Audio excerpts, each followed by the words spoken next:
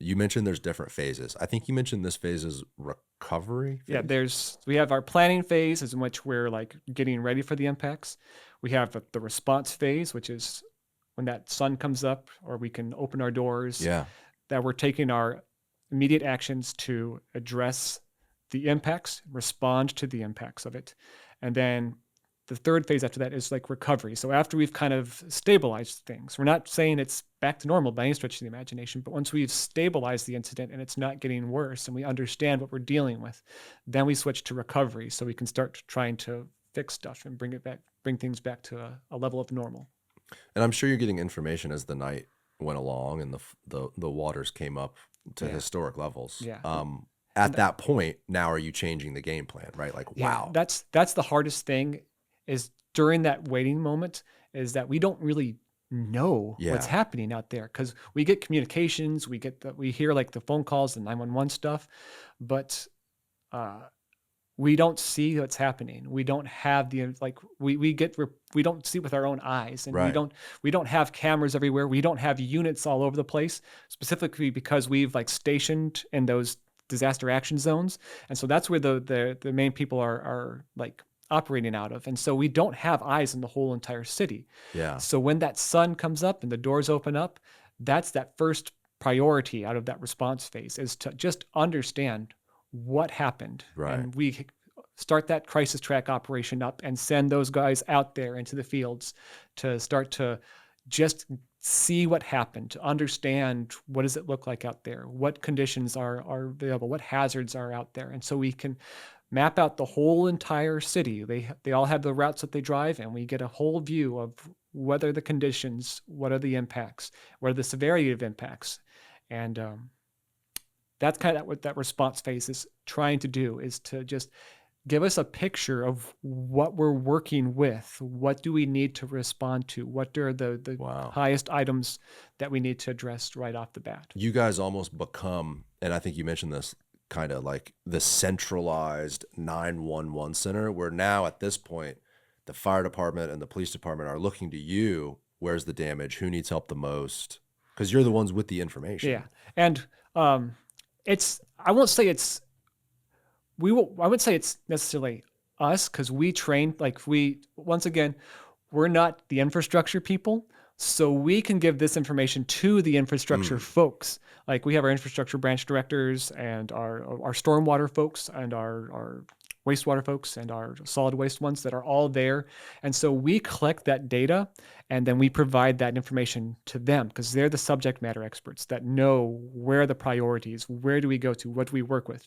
And so then utilizing that information, we'll share that with the EPG group that we talked about, the executive people, and they'll make their priorities based upon Got it. that information, and they'll take input, they'll have ideas, they'll get feedback from the subject matter experts to help inform the decisions that go out from there. What were the thoughts in the air that morning when you guys realized, like, oh my gosh, this was for sure so much worse than you anticipated? Yeah. I'm sure the storm surge was not predicted at that level. It's one of those things where it was predicted at that level, but we hadn't seen it before here Right. in Tampa. So in a lot of ways, even though we knew, we didn't know what to expect, because you just don't know, because we haven't seen anything like that in over 100 years. And so we had our crews going out there. We identified our most impacted communities. That's what Crisis Track really helped to pinpoint, that we saw those impacts on Davis Island, on Palmetto Beach, along West Shore and the coasts of South of Gandy. That was where we saw impacts all across the city, but the concentration was primarily along the coasts in South of Gandy, within Davis Island and Palmetto Beach. Davis Islands, man, Yeah. they had so much water. And so I actually, one of the big things that we did help out with is set up points of distribution as part of that response operations, because when people lose their houses, they lose their power, they lose their ability to have food, to have showers. So we created what were called comfort stations.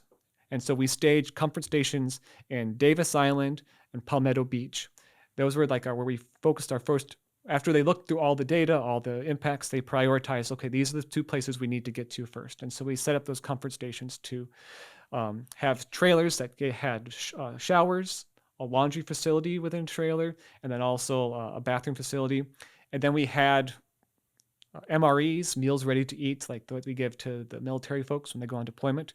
We had food there, and we had water we could distribute because Publix is closed, like Right. Walmart's closed. So how are people supposed to get food if the ways that they normally get food are gone? So that's what those comfort stations provided, is a place for them to do laundry, to take showers, and to, if they are lacking in food and water, we gave those things out. And so I helped to coordinate a comfort station in Davis Island that crazy week before Milton, but after Helene. Right. I was on the ground in Davis Island helping to coordinate that.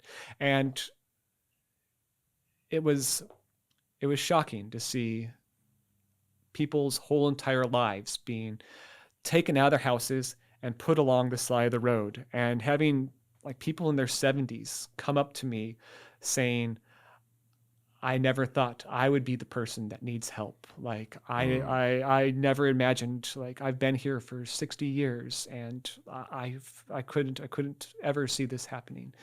And so there was a lot, I think it was eye-opening, particularly for especially for folks in Davis Island to go through that. And so I'm really glad that we were able to help.